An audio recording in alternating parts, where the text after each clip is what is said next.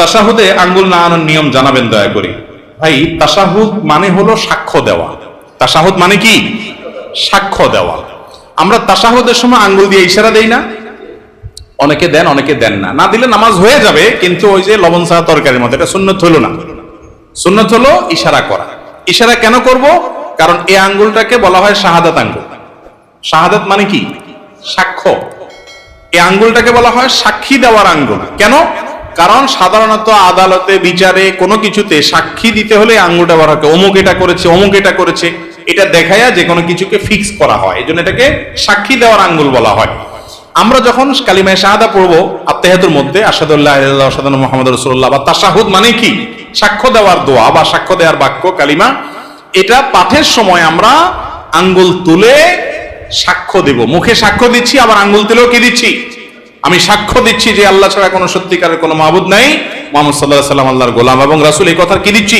সাক্ষ্য দিচ্ছি। মুখে সাক্ষ্য দিচ্ছি, আবার আঙ্গুল তুলেও কি দিচ্ছি? সাক্ষ্য দিচ্ছি। এজন্য তাশাহুদের সময় আঙ্গুল তোলাটা কি? সুন্নাত। তাশাহুদ পাঠের সময় আঙ্গুল তোলা কি রে ভাই? সুন্নাত। এই আঙ্গুল কিভাবে তুলবেন? এটার পদ্ধতি হলো, এই যে দুইটা আঙ্গুল, এই কোনই আঙ্গুল এবং তার পাশেরটা, এই দুইটাকে ভেঙে ফেলবেন। এভাবে ভেঙে ফেলবেন। এরপর তিনটা থাকবে, তো আর এই দুইটা দিয়ে আংটি বানাবেন। এভাবে মাথা জোড়া দিবেন এবং এটা ইশারার সময় এরকম উঠাবেন। বুঝতে পেরেছেন? আবার আপনার তাশাহুদ পড়া শেষ বা বৈঠক শেষ, তখন আপনি কি করলেন? আবার এটাকে স্বাভাবিক করে ফেললেন। কথা বুঝতে পারছেন তো? অনেকে আবার বলে আশহাদু আল্লা ইলাহা ইল্লাল্লাহ করে উঠাইতে হবে। ওই টাইমে না হলে একটু এদিক সেদিক হলে ঈমান চলে যাবে। ঈমান এত সস্তা জিনিস, এটা ভুল ধারণা। বুঝতে পেরেছেন?